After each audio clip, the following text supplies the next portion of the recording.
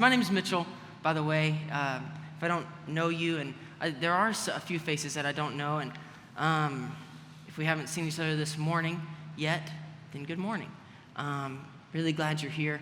Guys, I am just pumped this morning. I get the opportunity to lead us as we learn together from God's Word. So hopefully you've been with us this summer. We've been in our series called Better Together. It makes me think of the Jack Johnson song, you know? Does anybody else think of that? I'm the only one. Okay. Well, I keep thinking we should sing it, but I don't think that's going to happen. Better Together is not a love thing. It's about, it is a love thing, not a romantic love thing. It's about the church. We've been talking about the church every week. We've been discussing different questions about the church every week. We believe that there are lots of questions in our cultural moment around the church, and we think they're important questions and valuable questions and relevant questions and understandable questions. And so we are working each week to address a different question. Hopefully it's been beneficial to you. Remember, we started with just talking about really what is the church, or more appropriately, who is the church, and who is the church? That's good. That's great. I love that. So the church is the people of God, right? And there's a universal church, that's all the people of God everywhere, and then there are local churches, which are local expressions of the universal church. So like ICC, we are a local church. And today, we're going to be talking about a question that I think is very relevant. It's relevant in my life, and hopefully it is in yours too. Here's our question for today. We're just going to jump right to it. Here's the question. If I can find community outside the church, then why do I need the church? Okay, does anybody resonate with this question? Maybe a few. So we talk about community a lot in the church, and generally when we use the word community, we're talking about the people in your life that you have relationships with, right, and that you kind of live life with. We talk about this a lot, and the reason I relate with this question a lot is because I don't know about you guys. Some of you may be like this. Some of you may not relate as much. But I kind of make an effort, like an intentional effort, to connect with people and be relational in all areas of life. Does anybody relate with that? And that's a good thing, right? We encourage that. We challenge one another to do that. That's a good thing. But it leads to a question of, well, what's the role of the church in my community, in my social life, right? When it comes to friends, to put it simply, what's the big deal about having community in the church if I can find friends anywhere? Does that make sense? Y'all with me? Because think about it. I mean, you can make friends anywhere, right? Think about all the different things that community can be built on. One is just like stage of life, right? So kind of demographics, like age, right? This is a apparently happy group of young adults, you know, and they're all happy because they're all the same age and in the same stage of life, right? So they can relate with one another. If you're a student, right, undoubtedly you're making friends with the people you're studying with, right? You're working together with them all the time. You're like Cody and Chloe mentioned, like you come and you know you're here for a few years for school, and you're going to be with the same people. When you show up on day one, you're like, these are the people I'm going to be around for the next few years. Depending on your job, right? You might work in an office where you're brushing shoulders with the same people every day. You might work in a hospital or a clinic of some sort, and you're working closely with other medical professionals, you know? Maybe even just your location, where you live, right? You may have close friendships with your neighbors. That's a really good thing. Maybe even common interests with others. You may have hobbies that connect you with other people, whether that's like disc golf, you know, or photography or video games or whatever it is that you like to do. You might make friends through that, right, with other people who like to do those same things. You may even bond with other people around a cause, like you see a need and you serve together to help meet that need. You may even, at some point in your life, be in like a support group of people who come together. They have similar backgrounds, maybe similar struggles even, and you encourage one another. Do you get the point? Okay, this is just a few things that are kind of top of mind here. There are more, but there are lots of ways that you can make friends, and that leads us back to our question. There are lots of ways you can make friends, and all of those things we just shared are good things, right? Y'all agree? Those are good things to have friends in all those different areas of life. But again, the question is, then why do I need the church? What's the big deal? And I think the underlying question is a question of uniqueness. Is what is unique about the community of the local church? What's different? Is there something special? So you're telling me to be friends with all these people, right, because we're in the same local church. Well, what's so special about that? Why do I need that? Y'all with me? Y'all see the question here? And again, I don't know where you're at, but I think, regardless of where you're at, you've wrestled with this question. There's one assumption here. The assumption is that you know that you do need other people in your life. So if you're someone who has tried to live life on your own, you've probably found that doesn't work very well for a healthy life. And that's simply because that's how God made us. God designed us to be in relationships with other people. And so that's an assumption here. I'm gonna kind of move forward assuming that we're on the same page there. But depending on where you're at in life, I think this is a really important question for all of us. No matter where we're coming from. So let's see what the Bible says. So thank you, Cody and Chloe, for reading for us. We're going to read back over this passage. I want you to, this time, the first time you were listening, but I do want you to read along and really actively read along and observe what we see in this passage. This is a description we get early on in the book of Acts of the early church and their community. So you got to think, this is like as soon as people started believing in Jesus, the Holy Spirit came and the believers, they start forming community. And that's what this is, okay? There are two little descriptions. One, you notice we sort of jumped from chapter 2 to chapter 4. One's at the end of chapter 2, the other's at the end of chapter 4, okay? So follow along with me. We're going to start in Acts chapter 2, verse 42. We're reading from the ESV. It says, "And they devoted themselves to the apostles' teaching and the fellowship, to the breaking of bread and the prayers. And awe came upon every soul, and many wonders and signs were being done through the apostles. And all who believed were together and had all things in common. And they were selling their possessions and belongings and distributing the proceeds to all as any had need. And day by day, attending the temple together and breaking bread in their homes, they received their food with glad and generous hearts, praising God and having favor with all the people. And the Lord added to their number day by day those who were being saved." Now you just flip over to chapter 4, verse 32. It says, "Now the full number of those who believed were of one heart and soul, and no one said that any of the things that belonged to him was his own. But they had everything in common. And with great power, the apostles were giving their testimony to the resurrection of the Lord Jesus, and great grace was upon them all.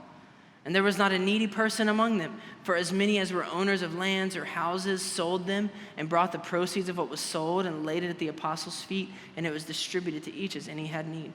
Thus Joseph, who was also called by the apostles Barnabas, which means son of encouragement, a Levite, a native of Cyprus, sold a field that belonged to him and brought the money and laid it at the apostles' feet."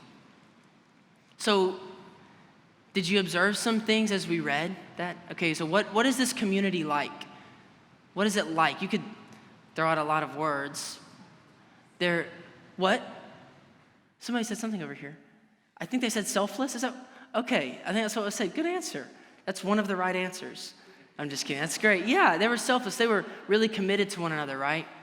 Very devoted. They were for real, right? I mean, they were like living in, this is like deep, close, intimate community, right? Y'all see that as we're reading?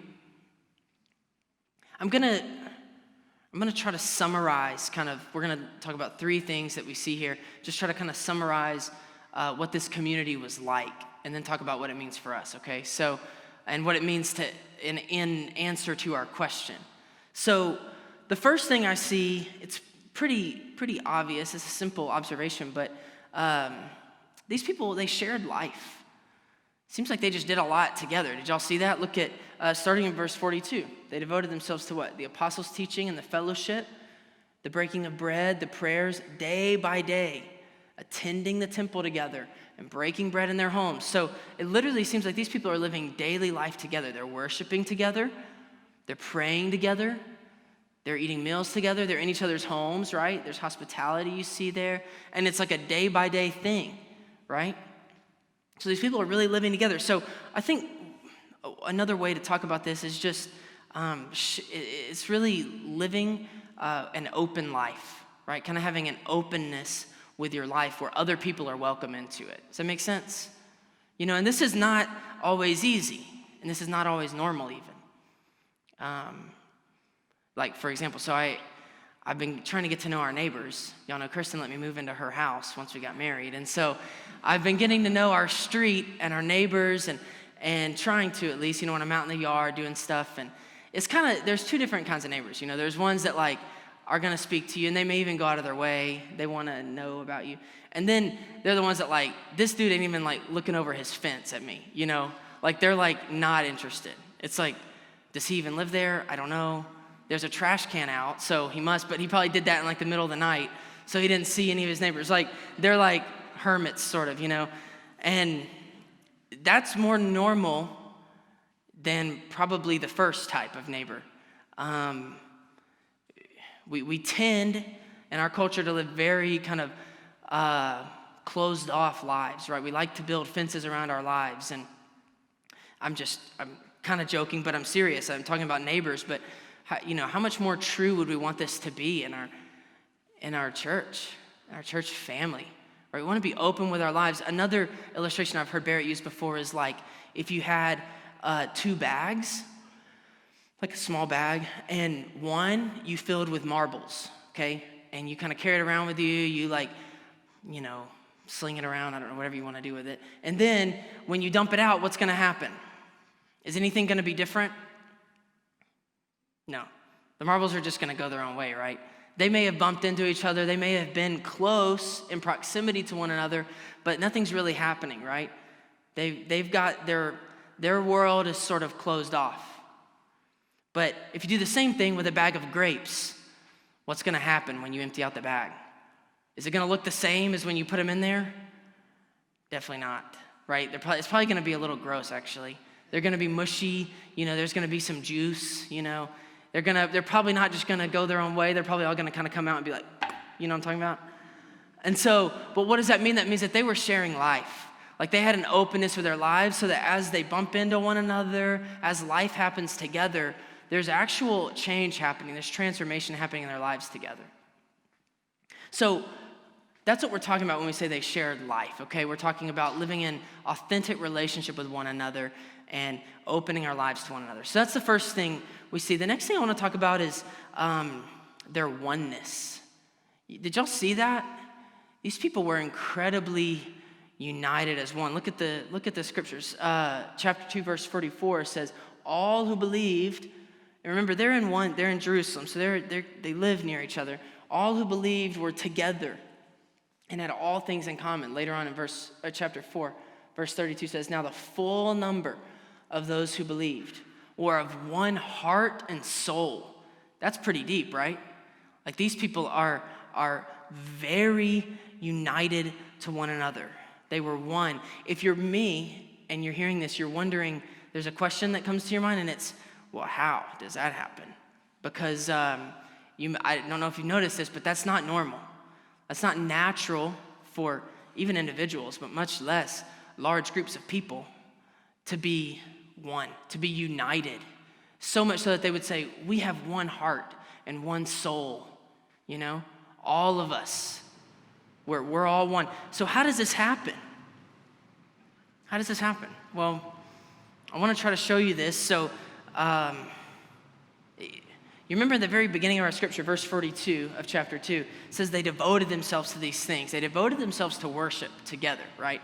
They devoted themselves to teaching, to fellowship. That word is more like partnership. It's like a shared participation in these things. They're doing these things together. The breaking of bread and the prayers. So we're talking about communion and prayer. So they're devoting themselves to Jesus together, right? And that creates a bond, that creates a oneness. But I want to show you even something a little deeper here. So we're going to actually flip over in your Bible. You're going to go a little further to the book of Ephesians. If you have a physical Bible, you have to do that.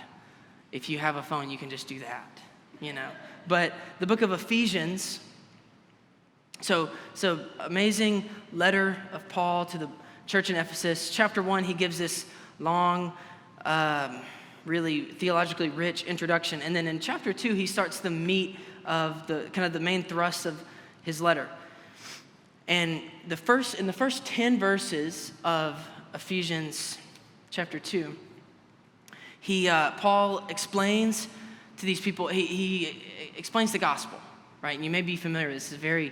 It's a powerful passage. He starts off in verse 1, he says, you were dead in your trespasses and sins. And he goes on, he says, you were by nature children of wrath like the rest of mankind. So he's talking to the church, he's talking to Christians, but he's saying, you guys used to be dead in your sins. You were separated from God and therefore dead. You weren't just like struggling or not doing well or, wayward. You were dead.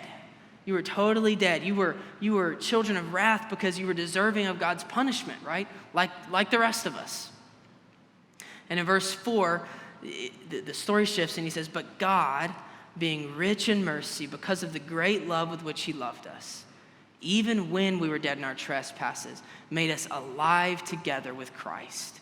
By grace you have been saved through faith. He goes on and expounds on this, right? So what is Paul saying? Well, he's explaining the gospel. He's saying you were dead in your sins, and who did something about that? Not you, right? Who? God. Verse 4, but God took initiative. God intervened in his great love, his great mercy. And how did he do that? He sent his son, right? He sent his son to live a perfect life, to die a sinner's death in our place, and to raise to new life. That's the gospel. And what happens is when we believe in Jesus and his work on our behalf, verse 5 said, he made us alive together with Christ. And he raised us up, seated us with him in the heavenly places in Christ Jesus. So what he's saying is that when we believe in Jesus, we're united with him. We're made one with him, which means we get to receive and enjoy all of the blessings and benefits of being children of God like he is. Isn't that amazing? That's the gospel. That's amazing. I don't know where you're at spiritually today, but if this is new for you or you're hearing this with fresh ears, I would lean in if I were you. God may be drawing you to himself through this. So Paul's explaining, okay, so you're united with Christ through faith in the gospel, right? But the book doesn't end there. In fact, that's just the beginning.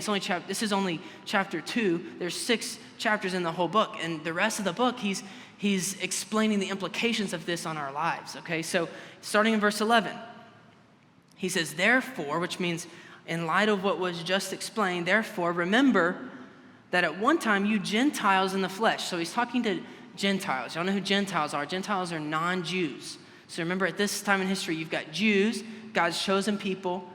All right, Israel, the people of Israel.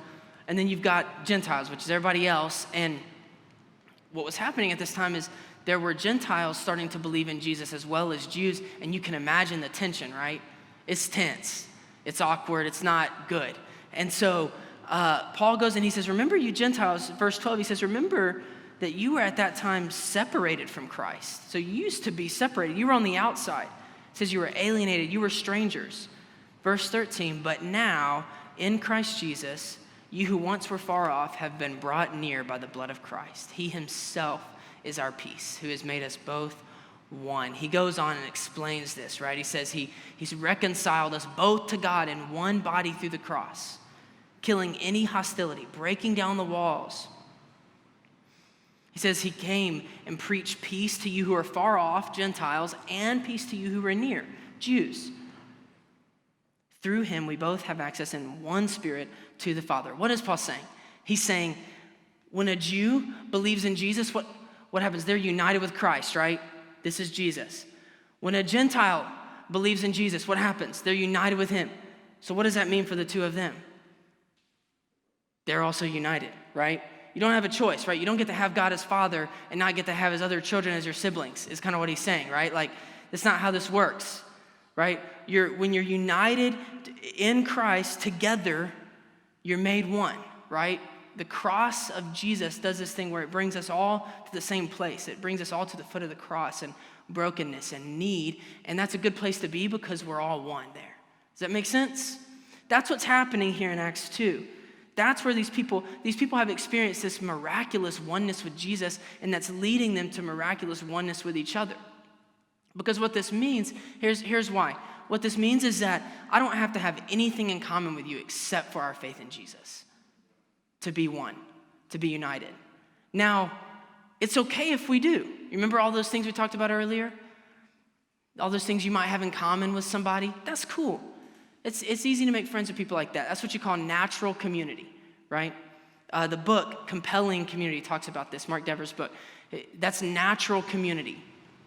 But what we're talking about here is supernatural community, which means it literally doesn't matter if we have any pre-existing common ground, because now the gospel is our common ground. And so it's okay to have other things in common, but we don't have to. We don't have to. And that's where you start to see the beauty of unity. Right? That's where you start to see, you could view this as like the breadth of community that God gives us. The beauty of community, because what this is talking about is not your classmates necessarily, not your buddy who likes the same football team as you. This is talking about black and white. This is talking about wealthy and poor. This is talking about PhD and the guy who didn't graduate high school. You know what I'm saying? This is talking about Mud Island and Orange Mound. Like, I'm trying to give you different examples, okay? Like, people who really don't have any business being in community, being in deep community. Who else could do that, right? It would take a miracle to do that. Democrats and Republicans. Need I say more? Right? Like who else could do that but God? You see what I'm saying? And Paul says this in chapter 3 of Ephesians. Why did God do this? Verse 10. So that through the church, the manifold wisdom of God might now be made known to the rulers and authorities in the heavenly places. God did this so that he could display his wisdom to all of creation. Jesus prayed this. This is one of his final prayers that's recorded in the Gospels. John 17, he prayed that all of his followers would be one so that they may know him, so that they may believe his gospel. Our unity it proves Jesus to the world. Y'all realize this? Because again, who else could do that? You're not going to find that anywhere else. I guarantee you, you're not going to find it. You're going to find people who are gathered on common ground. Anybody can gather on common ground. So Jesus says, love your enemies, right? Because who else can do that but God? So, all right, I got to move on. But do y'all see this? So these people, they were sharing life. They were one. Last thing I want to look at is they took responsibility. What do I mean by that? They took responsibility for one another. Look at the scriptures here. So starting in verse 44 of chapter 2. So remember it says, all who believed were together and had all things in common. And they were selling their possessions and belongings and distributing the proceeds to all as any had need. Chapter 4 speaks to the same thing. Remember, the full number of those who believed were of one heart and soul, and no one said that any of the things that belonged to him was his own. But they had everything in common. It gives some examples. There was not a needy person among them. For as many as were owners of lands or houses sold them and brought the proceeds of what was sold and laid it at the apostles' feet, and it was distributed to each as any had need. It gives a really specific example of this guy, Barnabas. He sold a field. He goes off, sells a field. He knows there's need in the congregation, so he just comes and gives it to the leaders of the church and says, do whatever you want to with it. Can you imagine this? This is crazy, y'all. I mean, we're going to talk later about countercultural, but hopefully you're seeing, this is countercultural. Can you imagine this? So when I say they took responsibility, what I'm saying is they were committed to the good of one another as much as their own good, right? Taking responsibility for you, so you could think about it. We talked about unity as sort of the breadth of relationships. This is like the depth. This is like once we're in community, I'm committed to you, man. Like, your needs are my needs. Your joy is my joy. They no longer, it seems like they took these words that we like to use. That's my thing, that's about me, that's mine. They took these words, they eliminated these words, and they replaced them with these words. They said, this is about us. This is ours. This is our church. Oh, that's Those are our possessions even. So what happens is all of a sudden these people, to put it practically, they're saying, there's an empty nester couple, and they're saying, well, we know that this younger couple is struggling to put their kids through school. We could probably get by with one car. Why don't we sell it and help them? Or we don't need this big house now that all of our kids are moved out. We could sell the house, buy a smaller house and not as nice of an area, and take whatever money we make, and we could put them through school. You see what I'm saying? I'm using a practical example, but I'm saying they owned each other's stuff. They took responsibility for one another. I mean, guys, this is the call. This is Galatians 6:2, right? Bear one another's burdens and so fulfill the law of Christ. What's the law of Christ? Well, what did Jesus say? John 13, a new commandment I give you, that you love one another. Just as I have loved you, you also are to love one another. By this, actually, all people will know that you're my disciples. Not by your preaching, not by your social media, not by even your morality, but if you have love for one another, right? That's how people will know you're my disciples, is what Jesus is saying.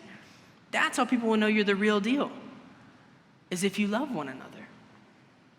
So are y'all seeing these things? So we've been answering this question, what is this community like?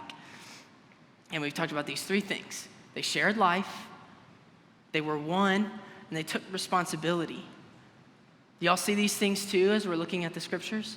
I think it's pretty clear, but it's big, guys. I mean, hopefully you're seeing the answer to our previous question about uniqueness.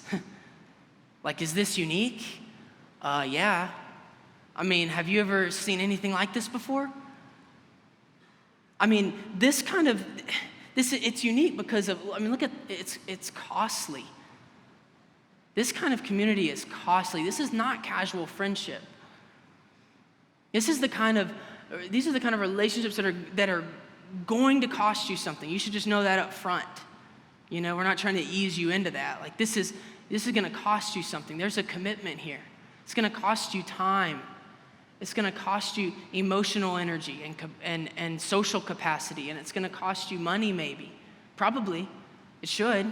You know what I'm saying? Like, it's going to cost you something. It's also highly countercultural. We have these on the slide. It's also countercultural. We've mentioned this a few times. I mean, this kind of community runs against the grain of pretty much every American ideal, like individualism, that's out the window. Because it's not about you, dude. Like, if you're showing up and you're trying to do this thing on your own, you're just not going to fit. It's not going to work for you. Consumerism, right?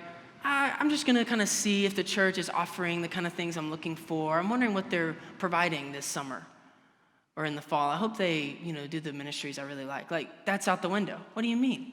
It's not about you. It's about us, right? It's our thing. Even just that kind of isolated mentality we talked about earlier. Living life in a bubble, building fences around your life. Nope, not gonna work. Division, right? Tribalism, like, this is my thing, that's your thing, that's those people, liberals, conservatives, right? Whatever, that's kind of their thing. No, there's no room for that here. You see that? So it's highly countercultural, it's costly, but it is God's design. We know that because it's in Scripture. And you can see the results of it. I don't know if y'all notice in the Scriptures, like, it works. Like, this kind of community is a breeding ground for God to work, for revival even. Because look, it was good for the people, right? It says awe came upon every soul. There were signs of wonders being done. There was incredible growth in the church. It says they had favor with all the people. And so the Lord added to their number day by day those who were being saved. Sounds like every day somebody was getting saved, right? That's what that sounds like. That's crazy because people are attracted to this. So this is not, don't hear this as like, you're creating another bubble. But that's not how this works. Because you're actually, as you're in community, you're on mission together as well. This kind of community actually, it feeds mission. It fuels mission in all of our lives because we're in it together. So day by day, people are being drawn into this community because it's like nothing else that you can find. You can't find anything else like it. And it is a testament to Jesus, remember? It displays Jesus to the world. And obviously, God is glorified because of his power and grace are being manifested upon them. That's what it says there in chapter 4, verse 33. So, I feel like I've been moving really fast. Are y'all with me? The question is just, guys, what does this mean for us, right? That's kind of, that's where we're always headed, right? What does this mean for you, actually, and for me? What does this mean? Well, I think it answers our question from earlier, because what we're seeing here is that the kind of community God is calling us to in the local church is totally and completely unique to any other relationship we have, right? It's set apart. In the same way that we are set apart as people, this kind of community is set apart. Now, don't hear me say, you shouldn't have any friends that are in ICC. That's not what we're saying at all. How are our numbers going to grow day by day? You know what I mean? Like, that's not true at all. And it's not bad to have Christian community outside of our church. We're not isolating ourselves as a local church either. We belong to the universal church. But guys, in reality, let's be practical. You can't live this way with everybody. You can't live this way with everybody you go to school with and work with and in your neighborhood and every Christian you know. You just can't do that. And it's not the design, right? The design is that we live this way in our immediate community, in our local church community. Does that make sense? And so I want you to consider, I want to show you one more thing here that might help give some framework. We have measures as a church. There are 6 of them, things that we say, this is how we measure success. If we're seeing these things in our lives, then that's good, okay? That's a good thing. There are things like desperate dependence and gospel centrality. One of them is covenant community. And here's how we define it. We say it's a choice to live in authentic relationships, selfless interdependence, and loving unity with other believers in the local church. So what I'm trying to show you here is you can see what we just saw in Scripture. You can see these things. Authentic relationships, they're sharing life. Selfless interdependence, you're taking responsibility for one another. Loving unity, you're doing all these things as one, right? But what we're highlighting here in this definition is that this is a choice. You don't have to do this. I mean, you're not required to do this. I think if you're a member of our church, you've committed to do it because we have a church covenant, and covenant implies commitment, right? And you're committing to living this way. But you don't have to do this. You can show up, do your thing, and go home. There are millions upon millions of Christians who do that, right? But I would argue that they're not living the full life, the abundant life that God has for them, because they're not living in his design for the church. And guys, none of us is perfect. None of us embodies this, okay? This is really hard, right? Just because you're on staff with the church doesn't mean you do this, okay? In fact, you might could make a case it's harder in some ways. I don't know.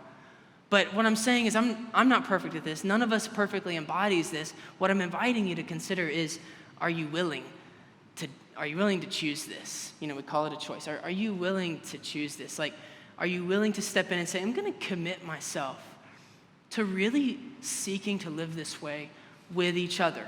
We're not have to wonder, well, who do I do this with? Well, you're looking at them, You're sitting by them, Like, are you willing to go there? Are you willing to say, I want to live in God's design? Like, who wants to live in God's design for their lives? I hope everybody, right? If you didn't raise your hand, I believe that you did it in your heart. You raise your hand in your heart. I mean, who doesn't want that? I mean, imagine what would happen if we truly, guys, there's community in our church. I mean, all those things I talked about, I've seen happen in our church. I've seen some of it this week. I mean, this stuff happens. This is real. It's not impossible. It's not out of reach. The question is, are you willing? And so I want you to consider that. Like, what would be your next step? Okay, like practical step. We're calling this summer our family reunion, right? Like, you've got lots of opportunities. You've got Sunday mornings, you've got Wednesday nights, you've got other opportunities throughout the week. You can initiate your own relationships with people in this room, right? What would be your next step toward authentic relationships? Who could you this week open your life to? Let them in. Have them over to your house, right? Eat together in your home. Do what they did in Acts 2. Talk about life. Talk about spiritual life.